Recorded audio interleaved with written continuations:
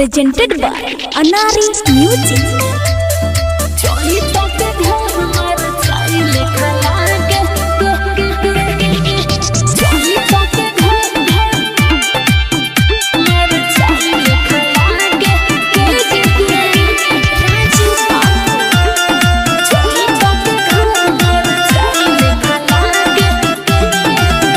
लेके हंसुआ गतनिया गोली गोली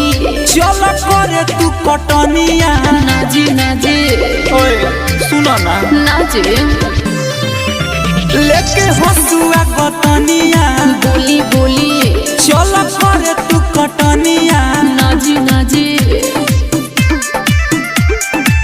कैसन तू बारू में हरी कवनो रहेलू काम में नया गे ऐसे मत बोली चाही तो के घाम मर चाही लेखा लागे ए जी कहो एको ना बधरिया में पेड़ रजा बाटे टेंशन मत ला चलो चाही तो के घाम मर चाही लेखा लागे एको ना चेवारवा में पेड़ रजा बाटे चाही तो के घाम मर चाही लेखा लागे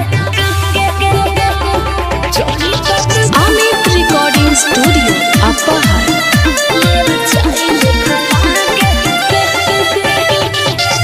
करम ना कटनी घामा से देहिया पसीना छोड़ता अच्छा होता अनाज सब खेत में जियान रोज मुसावा कोरता तो हम का करी अपन काम करे में काहे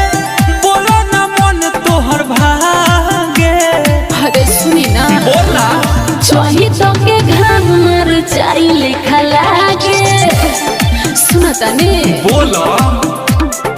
एको ना बधरिया में पेड़ रजा बाटे चलो चलबू तब न बुझाई चाही तो के घाम मर चाही लेखा लागे एको ना चेवारवा में पेड़ रजा बाटे चाही तो के घाम मर चाही लेखा लागे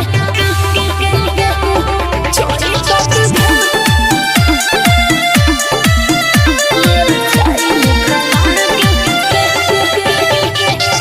लागी जे धूप रूप होई खराब ऐसे डरत बानी जी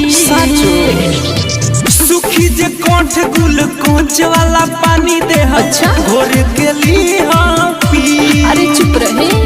दीपक मंडोला सुबोध सारा मिला दमी में रात भर जागे तो उसे हमरा का मतलब अच्छा चाही तो के घाम मर चाही लेखा लागे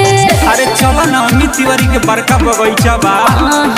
एको ना बधरिया में पेड़ रजा बाटे अरे चलो ना अनिल बारे कोनो दिक्कत ना होई चाही तो के घाम मर चाही लेखा लागे एको ना चेवारवा में पेड़ रजा बाटे लेके हंसुआ कतनिया बोली बोली चल करे तू कटनिया नाजी नाजी कैसन तू बारू में हरी कवनो रहेलू काम में नया गे ऐसे मत बोली चाही तो के घाम मर चाही लेखा लागे ए जी कहो एको ना बधरिया में पेड़ रजा बाटे टेंशन मत ला चलो